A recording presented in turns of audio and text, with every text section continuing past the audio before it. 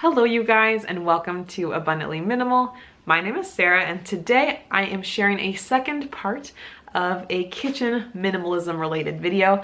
Last week I talked about items in your kitchen that you might be able to declutter, so I will link that up in the cards as well as the description field below if you want to watch that first. But I also said at the end I would make a video where I'm talking about my top essentials in the kitchen, someone who really enjoys to cook, but also wants to have a very minimalist space and only keep items that are absolutely necessary. So I wanted to put together a list of my top 10 cooking appliances and gadgets that I use very often. And chances are you probably already have these, but just to let you know what my favorites are with that. If you're thinking, okay, well, what else can I declutter? Maybe what are the essentials? Of course, like I mentioned in the last video though, this obviously varies a lot based upon the kind of food that you cook and prepare. And ultimately, what is the ideal, I think, is for us to have the cooking essentials that will make it easy for us to make the items that we want to make very simply without a lot of extra stuff. So that being said, these are 10 of the items that I use regularly. Now, these aren't the only 10 items I have in my kitchen. And with this video, I'm not really addressing the maybe more obvious things that you eat food off of, such as your plates and bowls and glasses and silverware. Those I have as well, but these are more so the appliances or gadgets that we use. Now, first up, this is probably my favorite of these 10 gadgets. I do have a high-speed blender. I do have a Vitamix blender. I purchased the refurbished one because it was cheaper but still had like the great warranty and that sort of thing. Now I know these blenders are more expensive, but genuinely it does kind of take the smoothie but also other items up to the next level in terms of the quality. So I probably use this blender at least once a day, sometimes 3 or 4 times per day, depending on what I'm making. And I love using it because any sort of item it can process very finely. So from a smoothie perspective, it can help break down even the seeds of like strawberries or raspberries in a berry smoothie. I make a lot of fun banana shakes or ice cream with it. I can use it to make hummus. I like to make different pasta sauces in the blender. You can use it to make soups. I use it all the time. And so for me, it's definitely an essential item. I use it to make homemade hemp milk, which I have some right now. I use it to make date paste that can be used as a sweetener for things. So really there are so many wonderful uses, and I do find that having the high-speed blender leads to much more satisfying results than just a traditional blender. What's also great about it too is that for a while when I was just buying your traditional like $30 blenders, they would last for a while, but then, you know, tops I could maybe count on it for 1 year of average smoothies, especially with how often I use them. But then with this high-speed blender, it's really changed the game. And now I have had it, I think, for a full 3 years, and I'm having no issues. So it's definitely something I would recommend so much and feel like I've gotten my money's worth out of it. I will put links below to these products if you're interested in learning more about them. I also have a good chef's knife. Now, I don't actually recall the brand on this one. My grandparents, they had an extra set, so like no emotional attachment or whatever, but they had an extra set of knives, so we took those on and they work well.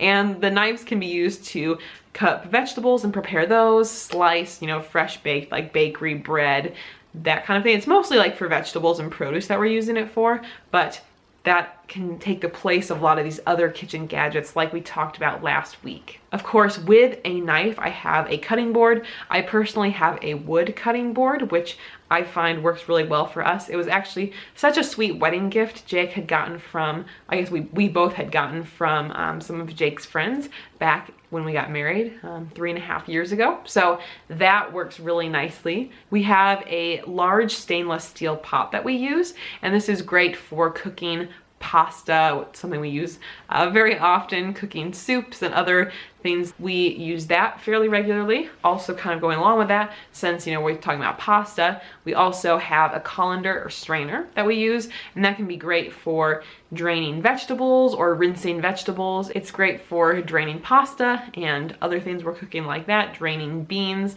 if I'm cooking them in the slow cooker or rice cooker. We do have a non-stick pan. I think as I talked about in my last video, we are trying to limit our oil use, And even though there are some different health risks that are associated with the nonstick coatings on different nonstick pans, we do find that it is important for us. Now, we do have currently one of the ceramic nonstick pans, which even if it's not perfect, is better than your traditional like Teflon nonstick pans in terms of safety. So we do use that fairly regularly, and it's just nice. The nonstick part means that we don't really have to use oil with cooking things that maybe you would if you're just using a stainless steel pan. This is pretty basic, but a toaster oven. We use our toaster quite a bit, even if it's just for toasting bread. It just offers really nice flexibility and is just a gadget that we use quite a bit. For baking, we do enjoy using a silicone baking mat.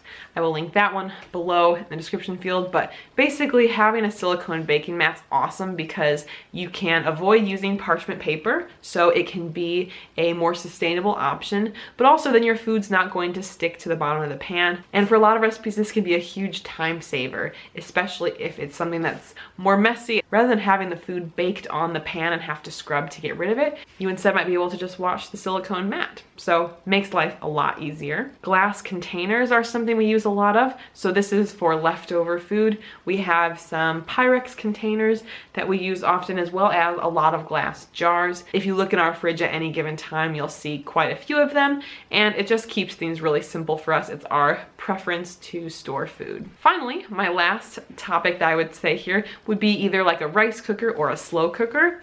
These items do make life easier for me, especially when I'm cooking whole grains and beans. Since beans and rice and those sort of things do take longer when you're cooking them from scratch, I personally find using these makes it easier for me, and it motivates me to continue eating healthy compared to if I was just preparing them on the stove top.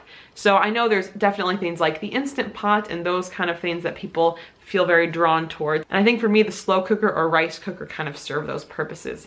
And I find that it's a fairly simple way to have these things prepared. So that was my quick list of 10 kitchen items that I do see as essentials in my kitchen, things that I use very often, instead of some of the items I talked about in my past video about maybe things to declutter from your kitchen. So I hope this was a helpful video. If you have any questions related to a more minimalist kitchen, please let me know in the comments below so I can do my best to answer them.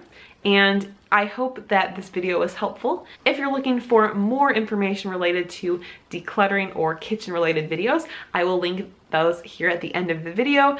And if you're new around here and you'd like to subscribe, you can do that right there. We'll see you guys in the next video. Bye.